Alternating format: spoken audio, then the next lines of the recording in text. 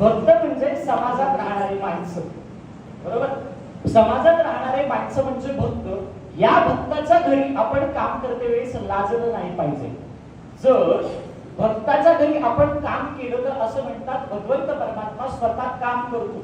चित्ती नाही आस ज्याचा पांडुरंग दास, असे भक्ताची या घरी कामेन सांगत आहे.